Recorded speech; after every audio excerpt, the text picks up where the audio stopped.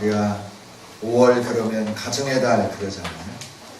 가정의 달을 맞이해서 우리가 해야 할 일이 있다고 하면 우리의 가정이 하나님이 원하시는 가정으로 세우는 이 일에 언제든지 진력해야 되지만 이 가정의 달에 더 한번 점검해 보면서 우리가 노력을 기울이는, 경주해가는 이런 달로 우리가 삼았으면 좋겠습니다. 하나님이 원하시는 가정, 하나님이 세우기를 원하시는 가정, 어떤 가정일까? 지난 시간에 사도행전 10장을 통해서 고넬료의 가정을 소개해 드렸습니다. 고넬료 가정은 경건했다 그랬어요. 경건했다.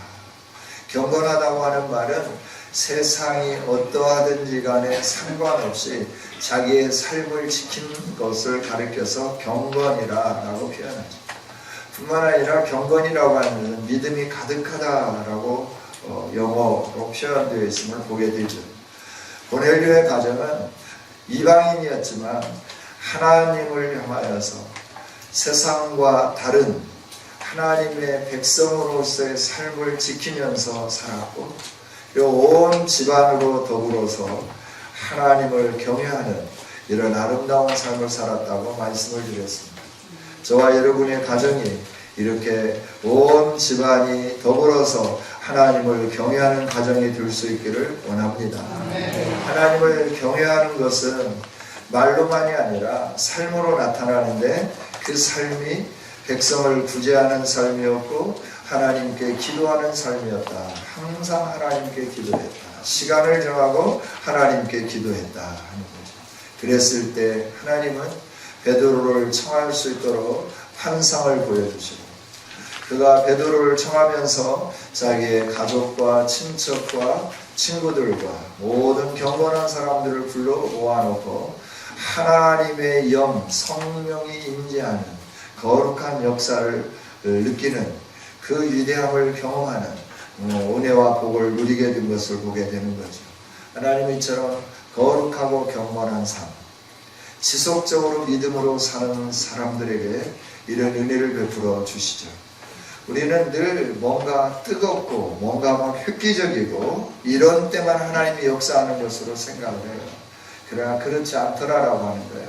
믿음으로 꾸준하게 살아갈 때 상상할 수 없는 하나님의 은혜가 있다라고 하는 거죠. 누가복음을 통해서 시몬이라고 하는 그 분에게 또 안나라고 하는 여선지자에게 그가 일찍 결혼하고 일찍 남편을 잃고 그럼에도 불구하고 하나님의 은혜를 사모하면서 성전에 머물러서 금식하고 기도하기를 다했더니 그 노년에 이스라엘을 구원하는 메시아를 만나는 기쁨을 허락해 주셨잖아요.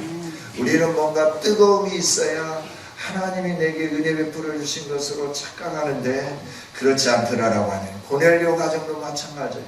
경건하고 하나님을 경외하면서 그가 하나님이 원하시는 일들, 구제하는 일과 기도하는 일을 열심히 했더니 하나님의 은혜가 그 가정에 임했더라. 그 친구들에게도 임했더라. 그 친척들에게도 임했더라. 성경이 말씀해 주는 거죠. 저처로 이방인이 성령을 체험하는, 저처로 이방인이 예수 그리스도의 구원의 감격을 누리는 이런 은혜가 주어졌음을 성경은 가르쳐 주는 거죠. 여러분, 우리의 가정이 이처럼 세상과 구별된 가정으로 우리가 하나님을 경외하여서 하나님의 말씀대로 순종하여서 하나님이 주시는 복을 누리는 아름다운 가정들이 될 수 있기를 주님의 이름으로 축복합니다. 우리가 살아있음의 신앙생활을 해야죠. 살았다라고 하는 건 뭐냐 하면 행함이 있는 겁니다. 열매가 있는 겁니다. 우리의 믿음은 열매 있는 믿음이어야 합니다. 야고보 사도가 분명히 말씀하잖아요. 너의 믿음이 무엇이냐? 그 믿음을 보여봐라 라고 말씀을 해요. 나는 내 믿음이 이것임을 나의 삶을 통하여 너에게 이렇게 보낸다.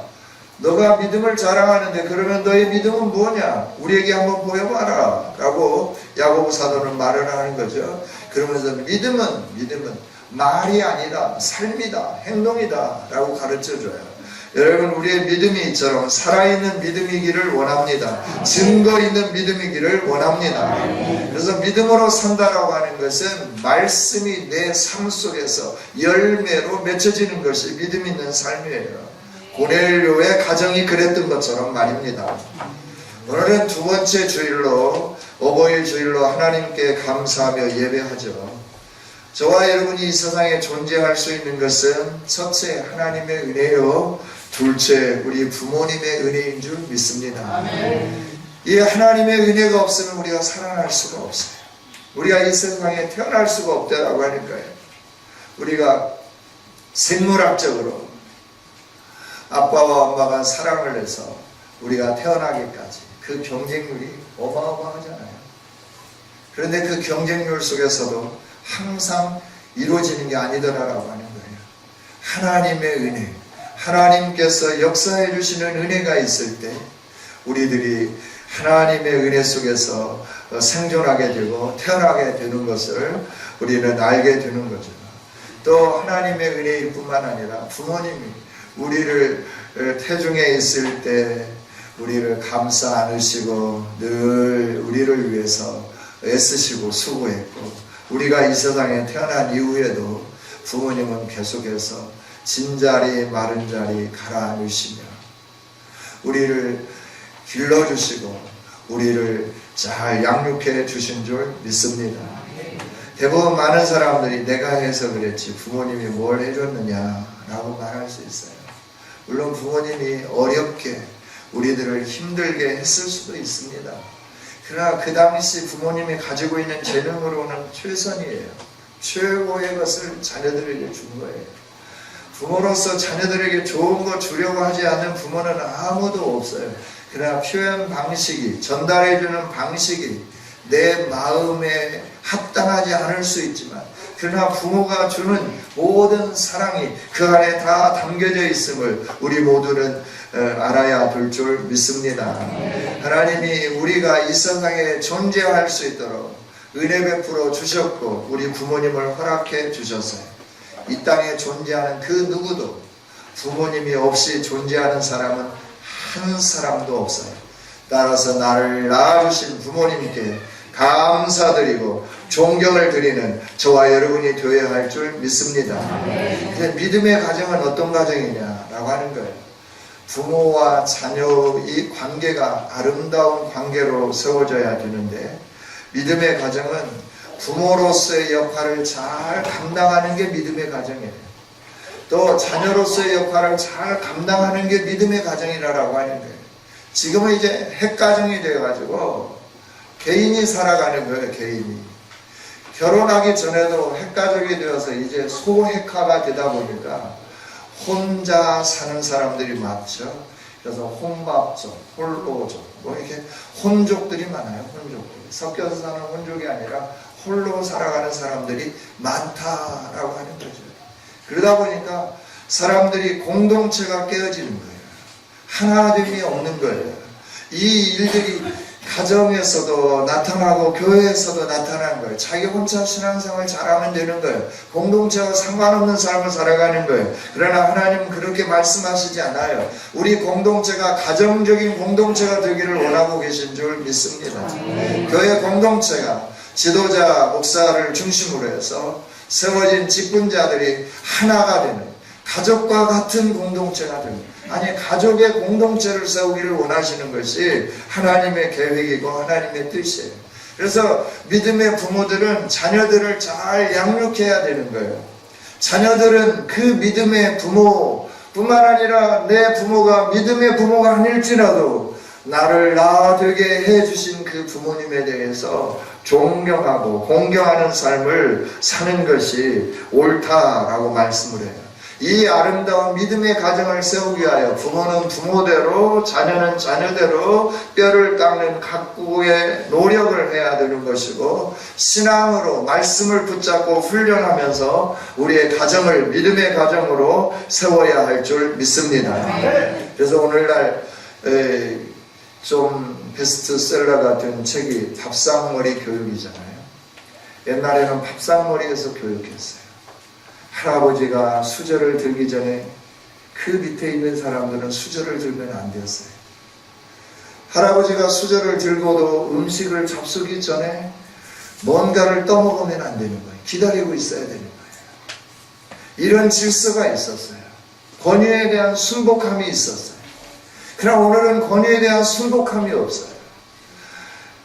모택동의 문화혁명 이후에 일어나고 있는 홍위병과 같은 일들이 학교에서 일어나고 있지 않습니까? 선생님을 선생님으로 인정하지 않는 거예요. 부모님을 부모님으로 인정하지 않는 거예요. 이런 일들이 왜 일어나게 될까요? 세상이 타락해서 그런다라고 말씀들을 많이 하지만 오늘 우리가 살아온 삶이 물을 흘러서 우리 후손들에게 열매로 나타나고 있음을 우리는 반성하고 회개해야 할 줄 믿습니다. 물은 흐르게끔 되어 있어요. 그렇죠? 물이 고이면 썩잖아요. 세월은 흐르게끔 되어 있어요. 세대는 지나가게끔 되어 있어요. 오늘의 시대의 상황은 과거에 오늘 청소년들이 행하는 일들을 내가 부모님 앞에서 권위자들 앞에서 행했기 때문에 그 열매들이 오늘 우리 앞에 열려 있는 거예요. 그걸 바라다 보면서 오메 저놈 자식 어떻게 했느냐 이럴 필요가 없는 거예요. 오늘은 그 열매를 바라다 보면서 우리가 무릎 꿇고 회개해야 되는 거예요. 주여 내가 주님 앞에 바르게 서지 못하였나이다. 주여 내가 부모님에게 효도하지 못했나이다. 주여 내가 권위자들 앞에서 바르게 서지 못했나이다. 이 열매가 오늘 이렇게 나타났습니다. 내 마음이 이렇게 아픕니다. 하나님 용서해 주세요. 치유해 주세요. 회복해 주세요. 이렇게 기도하며 나가야 할 줄 믿습니다. 가정이에요. 이게 교회가 해야 할 일이에요. 살아있는 교회로서 공동체로서 이 일들을 감당해 가야 된다 하는 거죠. 시편 78편 1절부터 8절까지 있는 말씀을 보면 하나님은 이렇게 말씀해요. 내 백성들아 내 율법을 들어라. 내 입의 말에 귀를 기울이라 라고 말씀해요. 내가 입을 열어서 비유로 말하고 있다. 예로부터 감추어뒀던 것을 드러내고 있다. 왜냐하면 너희가 들어서 알고 너희 조상들이 너희에게 전한 이 일들을 너희 자손에게 숨기지 아니하고 하나님의 영예와 하나님의 능력과 하나님이 행하신 그 기이한 사적을 후대에 전할 수 있도록 내가 너희에게 지금 말하고 있다, 선언하고 있다 라고 말씀하고 계시는 거죠. 그러면서 하나님 하시는 말씀이 뭐라고 말씀하냐? 내가 야곱에게 증거를 세우고 법도를 이스라엘에게 정하고 우리 조상들에게 명령한 그것들을 너의 자손들에게 알리라 명한다 라고 말씀을 해요. 여러분, 하나님이 우리에게 하나님의 말씀을 후대에 알리기를 원하고 계신 줄 믿습니다. 태어날 자손에게 이를 알게 하고 그들이 일어나 그들의 자손에게 일러서 그들로 그들의 소망을 하나님께 두고 하나님께서 행하시는 일을 잊지 아니하고 오직 그의 계명을 지켜서 그 조상들처럼 완고하고 패역하고 그 마음이 정직하지 못하여 심령이 하나님께 충성하지 못한 그런 세대와 같은 세대가 되지 않게 하기 위하여 나는 오늘 너에게 명령한다. 내 백성들아 일어나라. 그리고 너가 이 사실들을 너의 후손에게 너의 자녀들에게 알게 하라 라고 명령하고 계시는 거예요. 여러분, 우리가 해야 할 일은 우리 자녀들을 바르게 말씀으로 양육해야 할 일인 줄 믿습니다. 오늘 4절에서도 그렇잖아요. 아비들아 너희 자녀를 노엽게 하지 말고 오직 주의 교훈과 훈계로 양육하라 라고 말씀해요.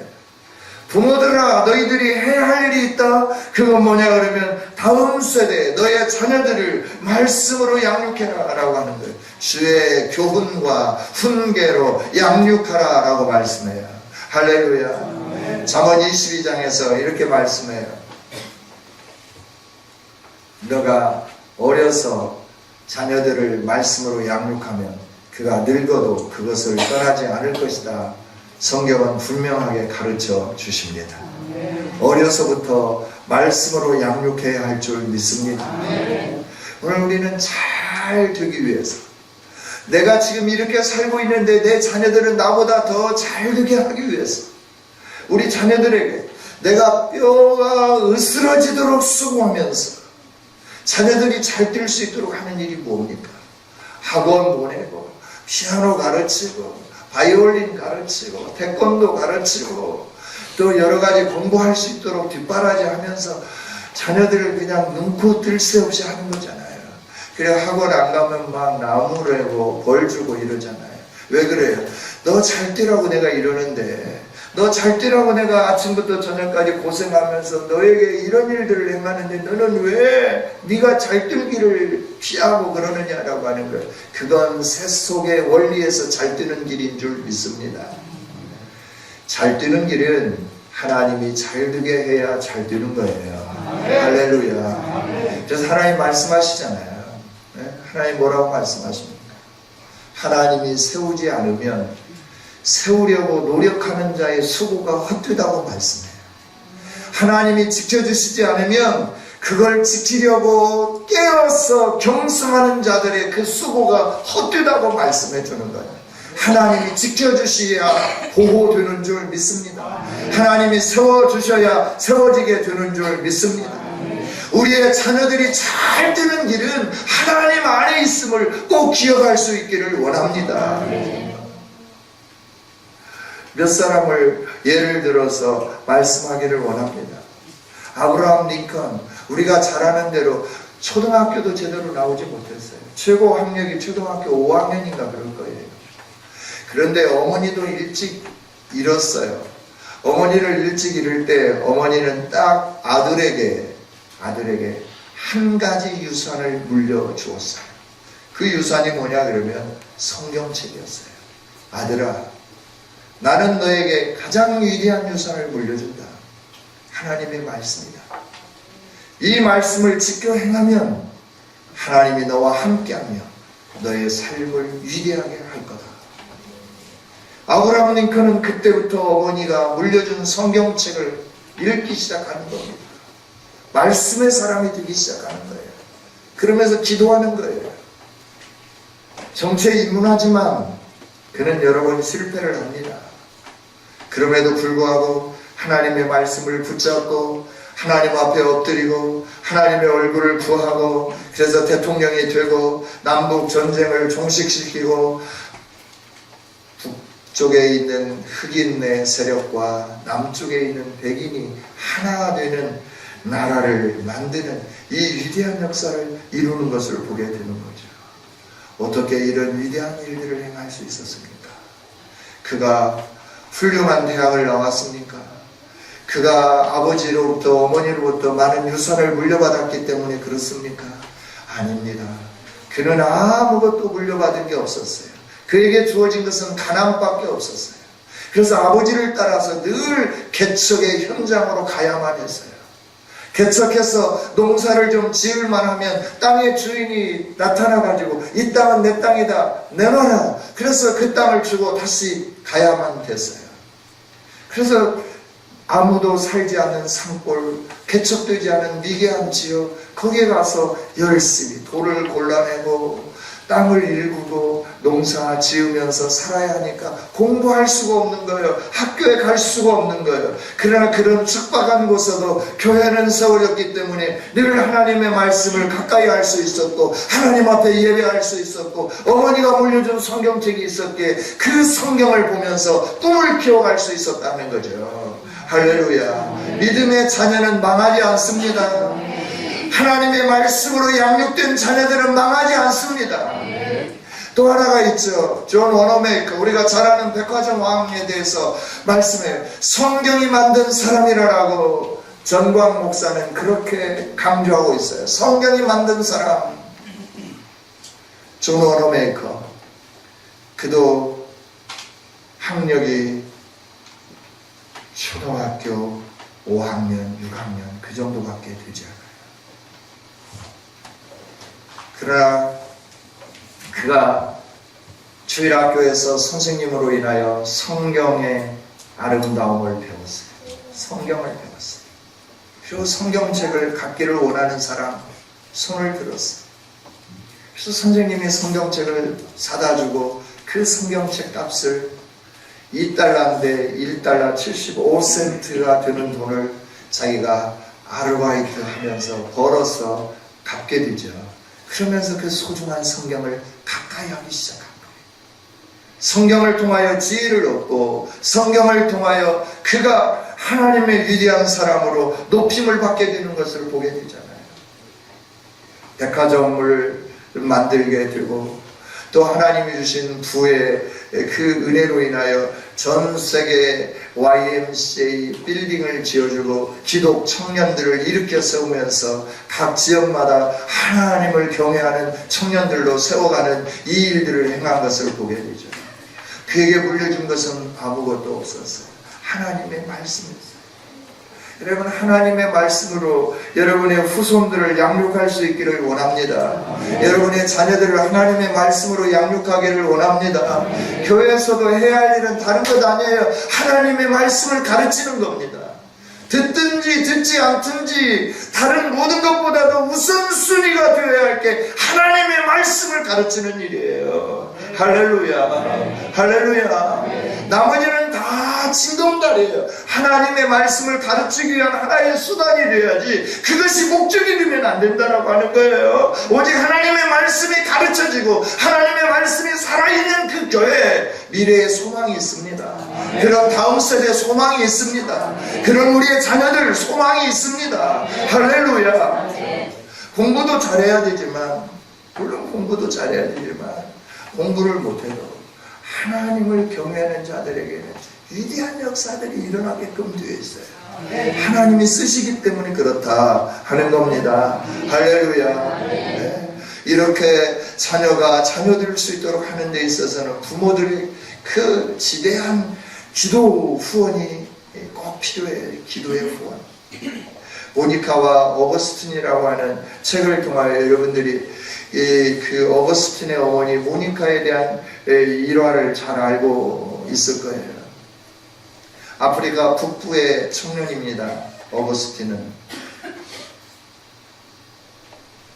그가 성장하면서 예수님을 믿어야 되는데 그 아들은 재주가 많았어요. 공부도 잘했어요. 글도 잘 썼어요. 말도 탁월하게 잘했어요. 그래서 변호사가 될 수 있도록 법학도 공부했어요. 교수가 되려고 했어요. 그런데 그는 부모의 말을 순종하면서 신앙생활을 잘하고 말씀 앞에 서고 그래야 되는데 방탕의 길로 걸어가기 시작했어요. 어머니는 자기 아들 때문에 눈물을 흘리며 기도했어요. 10년이라고 하는 긴 세월 동안 기도했어요. 아들이 10년 정도 기도했으면 돌아와야 되잖아요. 새벽을 깨우고 철야하고 기도하고. 그런데 아들이 어느 날 갑자기 자기 어머니에게 말하는 거예요. 나 로마로 갈 거다 라고 말하는 거예요. 그 로마는 환락의 도시, 타락의 도시.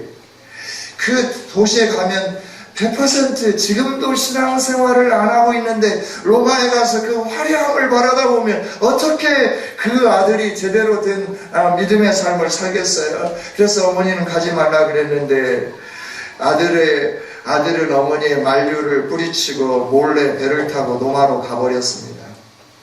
어머니 모니카의 마음이 어떠했을까요? 마음이 상해가지고 기도하다가 낙심되어서 담임 목사에게 찾아갔어요. 그리고 아들을 위하여 기도한 내용과 아들이 지금 집을 나가버린 그런 것에 대해서 자초지종을 다 말했어요. 그때 목사님은 다 들으시고 이렇게 말했습니다. 과히 염려하지 마시오. 이와 같은 눈물의 기도를 하는 어머니를 둔 이 아들은 언제든지 회개할 때가 있습니다. 그 말을 듣고 모니카는 힘을 얻어서 계속해서 기도했죠. 어거스틴의 삶이 어머니의 기대와 이렇게 같았으면 얼마나 좋겠어요. 로마에 간 어거스틴은 더 방탕한 삶을 살았죠.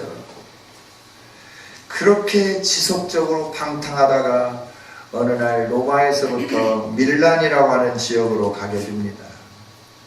거기서 목사님 한 분을 만나요. 암브로소라고 하는 목사님을 만납니다. 그리고 그 설교를 들으면서 성령이 감동하는 은혜를 누리기 시작하는 거예요. 감화를 받기 시작하는 거예요. 그래서 회개를 하게 된 거예요.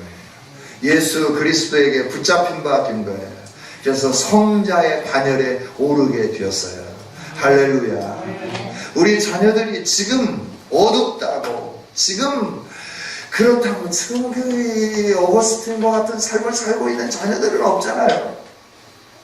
여러분 자녀들 18살에 사생아 나가지고 데리고 오는 자녀들이 있어요? 없잖아요. 그러면 여러분 자녀들은 훌륭한 거예요. 할렐루야.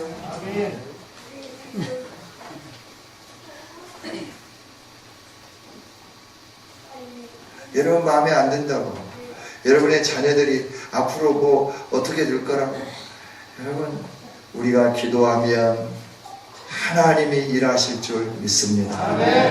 우리가 자녀들을 위하여 맹자의 어머니처럼 3번이나 이사하지 않아도 돼요. 화장터로 이 상여 나가는 곳으로 이사하지 않아도 되고, 글 공부하는 데로 이사하지 않아도 돼요. 우리 있는 처소에서 내가 섬기는 하나님 앞에 예배하는 모습을 보여주면서 교회를 사랑하고 하나님을 사랑하고 말씀을 사랑하면서 살아가는 삶을 내 몸으로 나타내 보여줄 때 자녀들이 언젠가 돌아오면서 나와 같은 믿음의 후손이 되어지게 될 줄 확신하기를 원합니다. 할렐루야. 우리의 자녀들을 이렇게 양육하면서 순종할 수 있도록 가르쳐야 돼요. 우리 예수님이 순종하시고 부모의 받들어 섬겼듯이 우리 자녀들이 순종의 자녀들이 될 수 있도록 해야 된다라고 하는 거예요. 이 일은 우리의 눈물의 기도가 뒷받침될 때 열매로 나타나게 되는 줄 믿습니다. 할렐루야. 네. 우리는 가정, 믿음의 가정을 어떻게 세워갈 거냐, 이 부분에 대해서 우리 후손들에 대해서 먼저 말씀을 드렸어요. 이제 우리 부모님들에 대해서 우리가 어떻게 해야 될 거냐라고 하는 거예요. 하나님은 하나님의 백성들에게 계명을 주시면서 그 계명을 지키라라고 말씀을 해요. 그 계명을 지킬 때 너는 내 백성이 되고 나는 너의 하나님이 되며 내가 너의 삶을 책임져 주겠다 약속을 해 주셨죠. 이 계명을 보면 크게 둘로 나눌 수 있어요. 먼저 전반부는 하나님에 대한 거예요. 너는 나 외에 다른 신들을 너에게 두지 말라. 오직 하나님만 섬겨라 라고 말씀하는 거예요. 두 번째 계명은 너를 위하여 새긴 우상을 만들지 말고 또 위로 하늘에 있는 것이나 아래로 땅에 있는 것이나 땅 아래 물속에 있는 것에 어떤 형상도 만들지 말며 그것들에게 절하지 말며 그것들을 섬기지 말라. 어떤 형상을 만들어서 그것이 하나님이라고 의지하면서 그것을 경배하려고 하지 말라라고 하나님 말씀하는 거죠. 너는 내 하나님 여호와의 이름을 망령되게 부르지 말라. 세 번째 계명이죠. 언제든지 나의 이름을 욕되게 하지 말라라고 말씀하는 거예요. 네 번째는 안식일을 기억하여 거룩하게 지켜라. 너가 나를 경배한다고, 섬기고 나를 신뢰하고 나를 따른다고 하면 너는 내게 예배하는 삶을 살라라고 말씀하는 거예요. 그러고 난 다음에 하나님이 이웃과 관계성 속에서 첫 번째 관계, 부모를 공경하라라고 말씀해 주는 거죠. 여러분, 저와 여러분 오늘 말씀처럼 부모님을 공경해야 되는 줄 믿습니다. 하나님이 원하시는 거룩한 가정을 세우는 길은 나를 낳으시고 나를 길러주신 부모님을 공경하는 것입니다. 공경한다고 하는 것은 공손하게 삼가며 조심하여 섬기는 것을 말합니다. 또 공경한다고 하는 것은 정중하여 예의를 다하는 것을 말합니다. 오늘 우리는 부모님에 대해서 공경하는 일들이 별로 없어요. 내가 부모님을 공경하지 않는데 어떻게 우리 후손들이 부모님을 공경할 수 있겠는가라고 하는 거예요. 내가 부모님에게 순종하지 않는데 어떻게 자녀들이 부모님을 순종하는 모습을 배울 수 있겠는가라고 하는 거예요. 내가 부모님을 공경하면서 부모님의 말씀에 순종하는 삶을 살아가기 시작할 때 자녀들이 그걸 바라다 보면서 부모님을 공경하고 우리에게 순종하는 삶을 살게 될 줄 믿습니다. 재밌는 내용을 하나 소개해 보고자 합니다. SNS에 나온 글인데요. 여러분들도 봤을 수 있어요. 명절이 되어서 이제 시어머니와 며느리, 아들, 아버지 같이 앉아서 떡을 만듭니다. 그러다가 시어머니가 잠깐 나가고 시아버지가 한쪽에 앉아 계시는데 며느리가 인절미를 막 만들어가지고 자기 남편의 입에다가 막 집어넣는 거예요. 시아버지가 그걸 바라다 보면서 야 며느라 나도 좀 다오 이렇게 말을 해야 되는데 말씀을 할 수가 없어요. 체면이 있어서. 그래서 그냥 있었어요.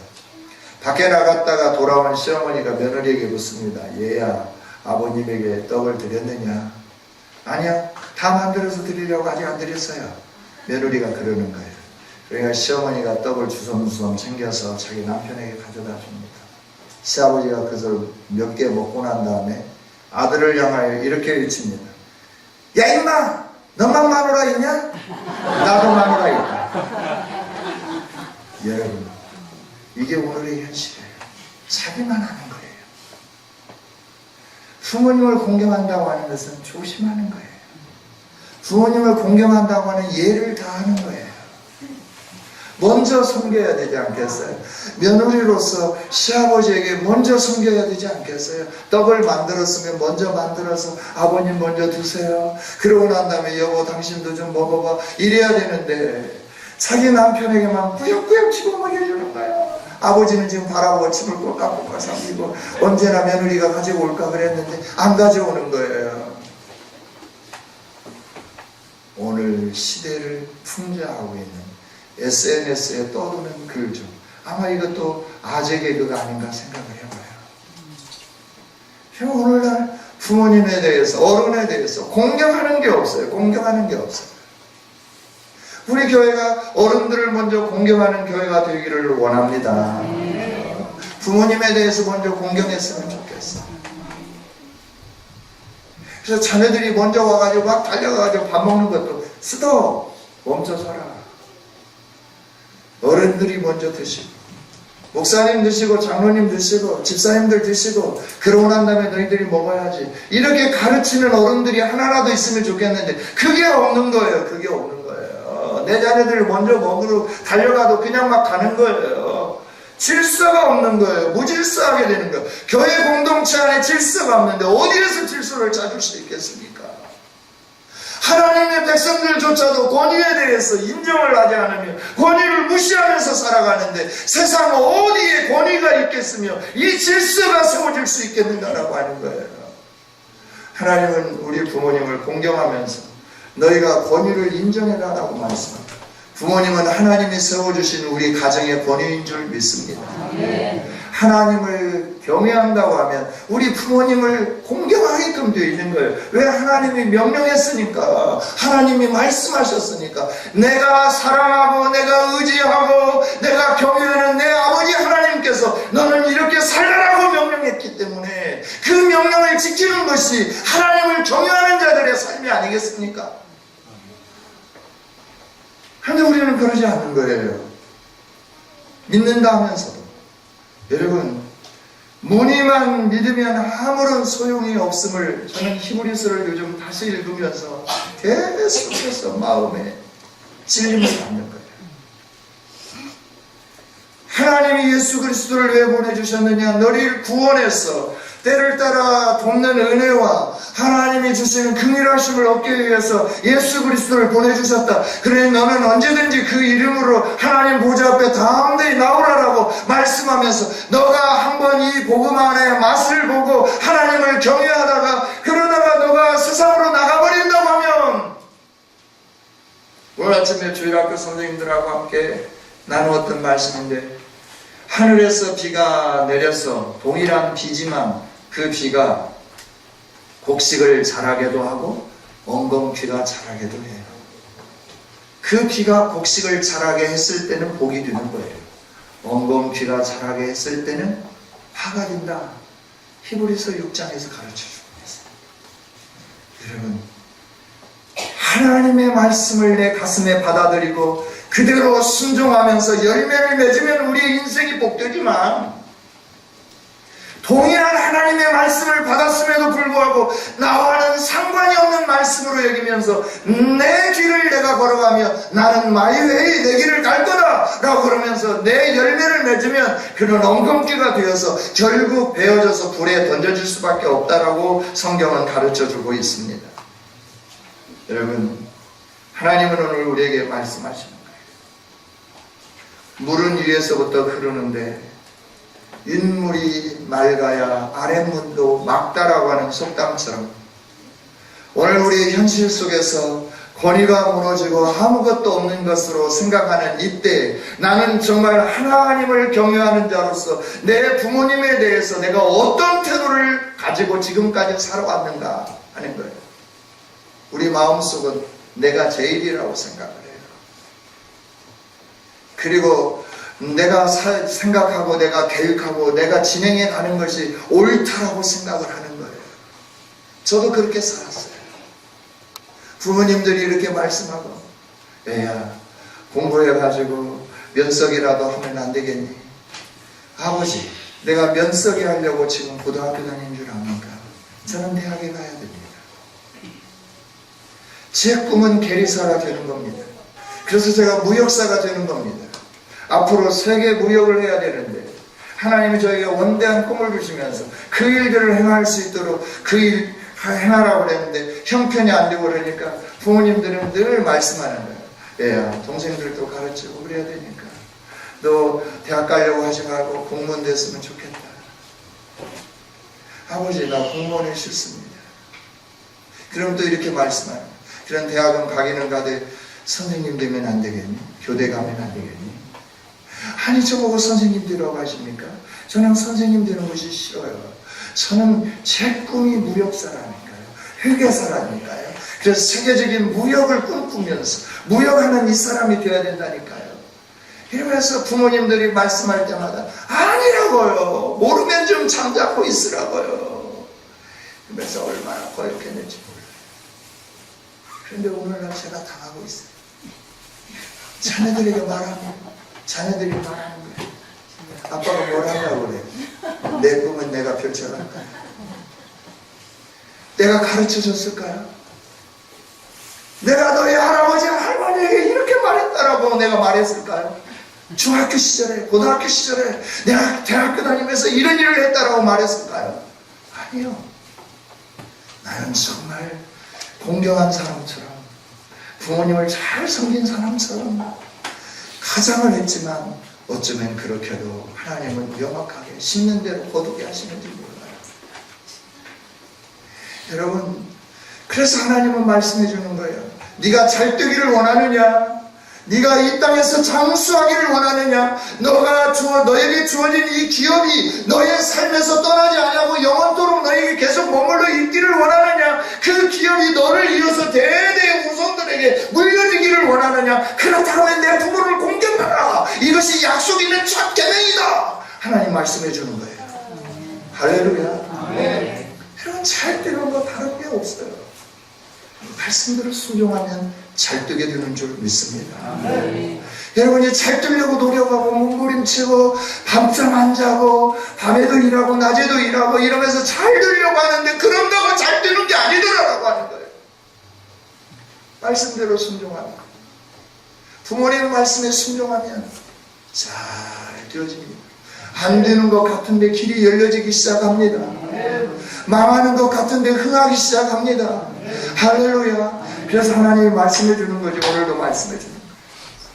자녀들아, 내 부모를 공경하라. 이것이 약속 있는 첫 계명이니 이로써 네가 잘되고 땅에서 장수하리라. 할렐루야. 이런 가정이 주님이 세우시기를 원하는 거죠. 자녀를 믿음으로 양육하는 가정, 부모님을 하나님의 말씀에 따라 공경하면서 잘 섬기는 가정, 이게 믿음의 가정이다. 이 시대에 세우기를 원하는 나의 나라다 말씀해 주는 거예요. 저와 여러분이 가정의 날을 맞이하여서 우리의 가정을 이렇게 아름답게 세우는 부모가 되고 자녀들이 될 수 있기를 주님의 이름으로 축복합니다. 아멘. 하나님이 주시는 복을 함께 누리십시다. 할렐루야. 기도하겠습니다. 하나님 감사합니다. 오늘도 귀한 말씀을 주시니 감사합니다. 이 말씀 가슴에 새기며 살게 하여 주시고 우리의 가정을 믿음의 가정으로 세우게 하여 주옵소서. 그래서 하나님이 인정하는 우리가 되게 하여 주시고 사람들이 인정하는 우리가 되게 하여 주옵소서. 하나님이 이렇게 복 주시기를 소망하옵고 말씀대로 이루어지기를 원하며 예수님의 이름으로 기도하옵나이다. 아멘.